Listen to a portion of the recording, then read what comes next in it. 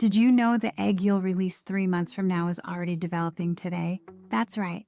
Every egg takes about 90 days to fully mature before ovulation, which means what you do in the next 90 days directly impacts your egg quality, hormone balance, and fertility outcome. And if you have endometriosis, that 90-day window is not optional, it is essential. This is part 2 of our endometriosis series for women who've had to have surgery before they could even begin trying to conceive. If you missed part 1, go back and watch that now, because everything I'm going to share here is based on the assumption that you've already created a pre- and post-surgery healing plan. Make sure you've healed completely before trying to conceive. You don't want to face more pain and disappointment. A healthy womb is a welcoming womb. Now, once your body has had a chance to rest, repair, and reduce the inflammation, the next phase is about building fertility from the inside out. And that starts with the 90-day fertility prep window. Most conventional advice skips over this entirely. You're told to just start trying or go straight to IVF. But that approach doesn't take endometriosis into account, and it certainly doesn't optimize your body's natural fertility potential. In my practice, I see a completely different result when a woman takes 90 days to shift from survival to nourishment. These women sleep better, their digestion improves, their mood stabilizes, their periods regulate, and they begin to see their body as an ally, not a mystery. Why?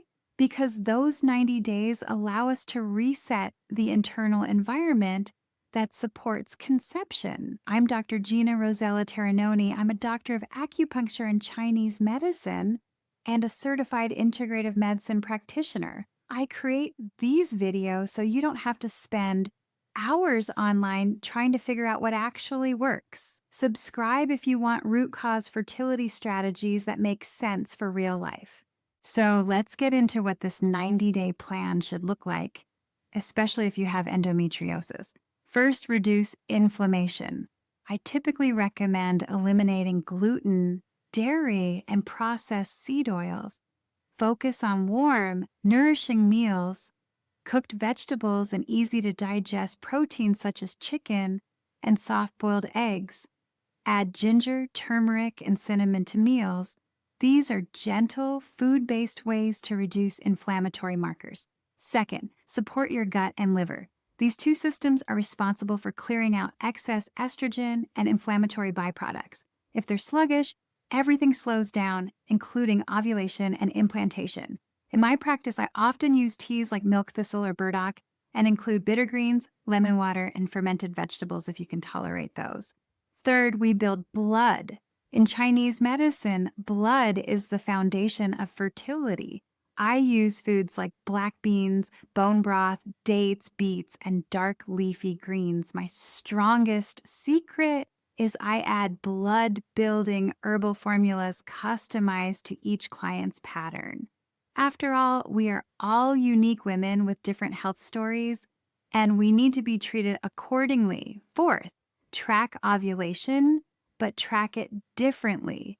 Endometriosis often delays or suppresses ovulation, so ovulation predictor kits can be misleading and are not ideal for women with endometriosis who have had surgery recently. I teach my patients and clients how to chart basal body temperature, cervical fluid, and energy patterns across their cycles.